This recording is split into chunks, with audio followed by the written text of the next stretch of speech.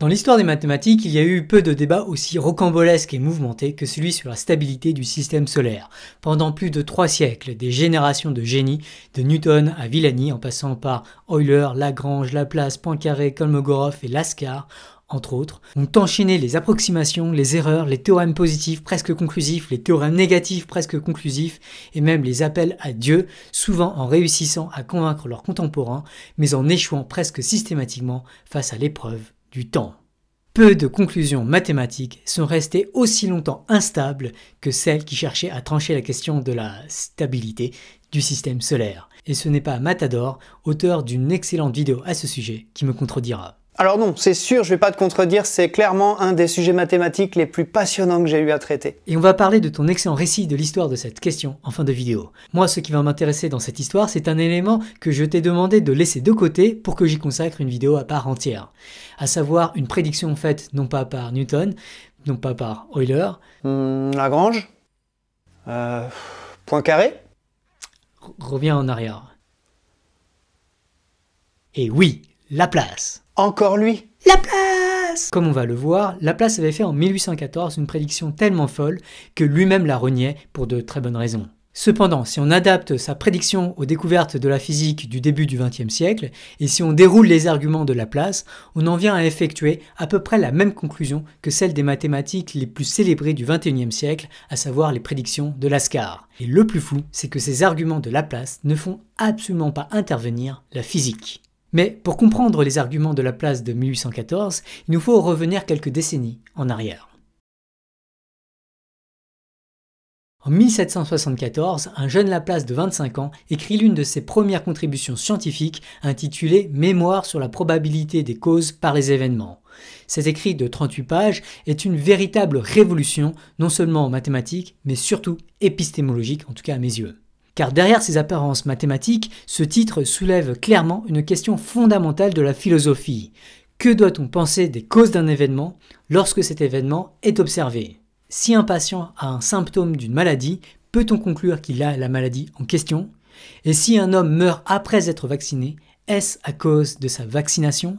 Pour répondre à ces questions, Laplace propose dans ce mémoire un principe fondateur. Je cite, « Si un événement peut être produit par un nombre n de causes différentes, les probabilités de l'existence de ces causes prises de l'événement sont entre elles comme les probabilités de l'événement prises de ces causes, et la probabilité de l'existence de chacune d'elles est égale à la probabilité de l'événement prise de cette cause divisée par la somme de toutes les probabilités de l'événement prise de chacune de ces causes. » Si un événement peut être produit par un nombre n de causes différentes... Bon, je vais le reconnaître, l'écriture du jeune Laplace est loin d'être la plus limpide qui soit. J'ai personnellement dû relire ce paragraphe plusieurs fois pour le comprendre, et on va dire que mon bagage mathématique et les exemples qui suivent dans le mémoire m'ont beaucoup aidé, ont été même d'une aide vitale pour y arriver. Mais du coup, je vais me permettre de reformuler Laplace. Désolé, Pierre-Simon. Ce que dit Laplace, c'est que plus une cause prédit l'événement observé, plus elle devient relativement plus crédible par rapport à une cause qui prédit mal l'événement observé. En fait, la formulation formelle de ce que dit Laplace, c'est ni plus ni moins la fameuse formule de Bayes, dont je crois vous avoir déjà un petit peu parlé.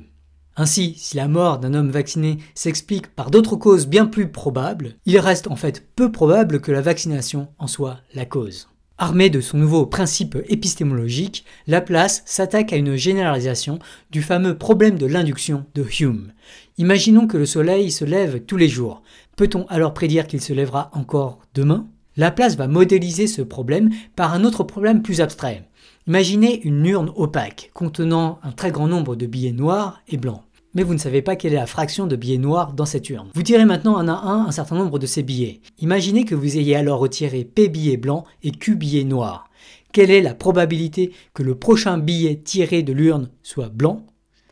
Clairement, le cas particulier où Q égale 0 décrit le problème de Hume si l'on considère qu'un billet blanc est un jour où le soleil s'est levé et où P est alors le nombre de fois que le soleil s'est levé. Quelle est dans ce cas la probabilité que le soleil se lèvera demain ? Quelle est la probabilité que le prochain billet tiré soit blanc lui aussi ? Pour répondre à cette question, Laplace propose d'appeler x la fraction inconnue de billets blancs dans l'urne. Puis, il considère un a priori uniforme sur x. Tout ce qu'il sait, c'est que x est entre 0 et 1, et il considère a priori qu'une valeur x autour de 0,5 est aussi probable qu'une valeur autour de 0,99. Notez que x peut alors être considéré comme la cause de chaque événement observé, à savoir la couleur des billets tirés. Ainsi, si un billet tiré est blanc, eh bien la cause, c'est sans doute que x est grand. Le problème est alors bien un problème d'induction. Il s'agit de déterminer les probabilités des causes, à savoir les valeurs de x, par les événements, à savoir les nombres p et q de billets blancs et noirs tirés. Et pour cela, comme l'explique le principe de Laplace, il nous faut d'abord estimer la probabilité des événements par les causes. Autrement dit, sachant x, quelle est la probabilité de tirer p billets blancs et q billets noirs? À l'époque de Laplace, il s'agissait alors là déjà d'une question classique, déjà répondue par Pascal puis Bernoulli. Je ne vais pas entrer dans le détail, mais la réponse est de la forme f qui dépend de p et q fois x puissance p fois 1 moins x puissance q, où f qui dépend de p et q est ce qu'on appelle un coefficient binomial, qu'on note aussi parfois p plus q en haut et p en bas, et qu'on lit p parmi p plus q. Mais comme vous allez voir, ces détails importent en fait très peu dans notre cas. Désormais, pour déterminer la probabilité d'une cause x par les événements p et q, Laplace nous dit qu'il faut comparer ce terme à la somme des termes similaires pour les autres causes possibles x'. Comme il y a une infinité de valeurs possibles de x', plutôt qu'une somme classique, il va nous falloir prendre une somme continue qu'on appelle aussi intégrale dans le jargon mathématique. Et là, j'en vois deux au fond, là, qui font « Ah, c'était ça une intégrale !» Ainsi, la probabilité d'une cause x sachant p et q est donnée par f de pq fois x puissance p divisé par 1 moins x puissance q divisé par l'intégrale des f de pq fois y puissance p fois 1 moins y puissance q dy. Bon, pour ceux qui connaissent pas les intégrales, tout ce que j'ai fait, c'est remplacer symboliquement la lettre x' par la lettre y et on met un dy pour dire que c'est une somme sur y, en gros. Notez que les coefficients binomiaux s'annulent, si bien que la probabilité de x est simplement x puissance p fois 1 moins x puissance q divisé par l'intégrale des y puissance p 1 moins y puissance q dy. En fait, on peut même faire la remarque que le dénominateur est une constante indépendante de x et ne dépend en fait uniquement que de p et q, si bien que la probabilité de la cause x s'écrit plus simplement x puissance p fois 1 moins x puissance q divisé par une fonction b de p et q. De nos jours, cette probabilité est ce qu'on appelle sous le nom de loi bêta. Et la loi bêta est d'ailleurs très chouette, notamment pour les bayésiens. Maintenant, si la cause est x, alors la probabilité que le prochain billet qu'on tire soit blanc sera égale à x, puisque x c'est la fraction de billets blancs dans l'urne.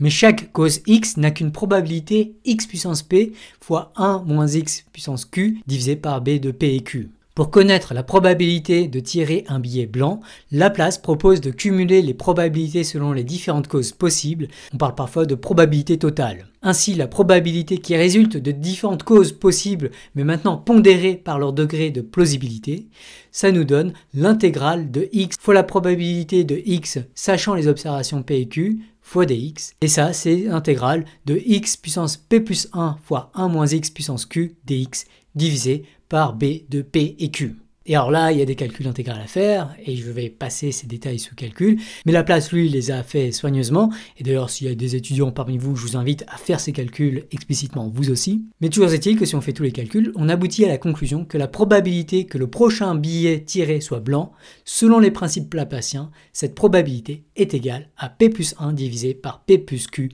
plus 2. Cette formule est ce qu'on appelle désormais la loi de succession de Laplace. Et comme l'explique très bien Fribourg and Brown, elle s'est retrouvée au cœur de nombreuses applications, notamment sur le web. En résolvant son problème d'urne, Laplace fournit ainsi également une solution au fameux problème de l'induction de Hume. Quelle est la probabilité que le soleil se lève encore demain?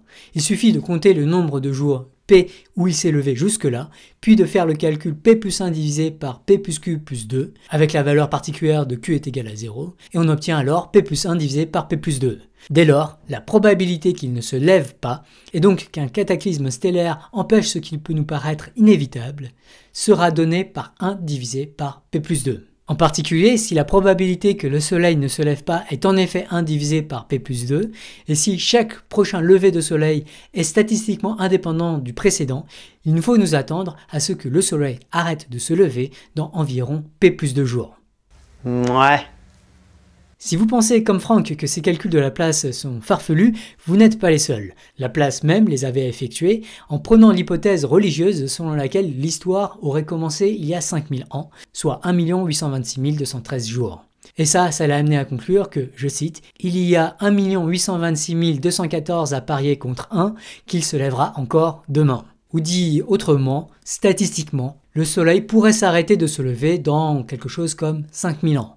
Ceci étant dit, Laplace se précipite ensuite d'ajouter, je cite, « Mais ce nombre est incomparablement plus fort pour celui qui, connaissant par l'ensemble des phénomènes le principe régulateur des jours et des saisons, voit que rien dans le mouvement actuel ne peut en arrêter le cours. » Autrement dit, selon Laplace, sachant les connaissances de la physique de l'époque, les prédictions de sa modélisation du problème de Hume ne doivent pas être prises pour argent comptant. Et d'une certaine manière, en disant cela, Laplace ne fait qu'appliquer sa propre théorie des probabilités. En effet, on a bien plus de données à propos du Soleil que le simple fait qu'il se lève ou non. En particulier, l'observation des trajectoires des planètes du système solaire nous a notamment conduit aux lois de la gravité universelle de Newton. Ignorer ces autres données pour effectuer une prédiction serait complètement irrationnel. Par ailleurs, Laplace est en fait très loin d'être le savant le plus croyant de l'histoire, et il y a de bonnes raisons de penser qu'il ne croyait pas lui-même à l'hypothèse religieuse selon laquelle l'histoire n'a que 5000 ans. Et donc il a peut-être écrit juste cela à titre illustratif et de façon conforme aux croyances de ses contemporains. Mais donc, y a-t-il lieu de complètement rejeter l'argument bayésien de Laplace? Eh bien, peut-être pas. En premier lieu, on peut l'ajuster à l'état des connaissances modernes.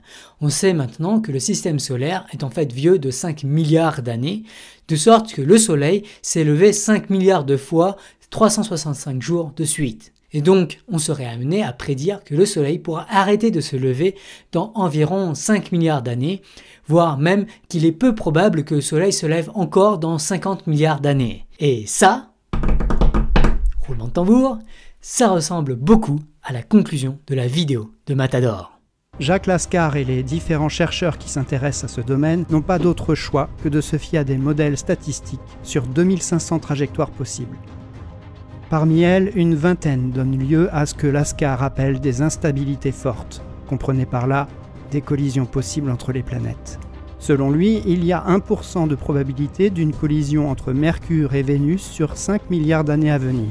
Mais cette probabilité monte à 90% sur 100 milliards d'années. Un changement de 15 mm seulement sur la trajectoire de Mars rendrait très probable des collisions entre le Soleil et Mercure, entre Mars et la Terre et Mercure, parmi une dizaine d'autres scénarios possibles. J'avoue, impressionnant Laplace. D'autant que l'instabilité du système solaire n'est que l'une des causes possibles de cette prédiction insensée du modèle laplacien. Pour commencer, le Soleil va finir lui-même par mourir, dans 5 milliards d'années il va se transformer en géante rouge, puis en nébuleuse planétaire, puis en naine blanche, et donc il y a peut-être lieu de dire que, en un sens, le Soleil aura arrêté de se lever. Par ailleurs, d'autres arguments fondés sur l'énergie noire prédisent une expansion fatale de l'espace-temps appelée Big Rip dans 22 milliards d'années. Voilà donc plusieurs arguments qui montrent que les ordres de grandeur de l'incroyable prédiction de la fin du monde de Laplace sont tout sauf complètement déraisonnables. En tout cas, il semble être bien plus qu'une simple coïncidence, littéralement cosmique.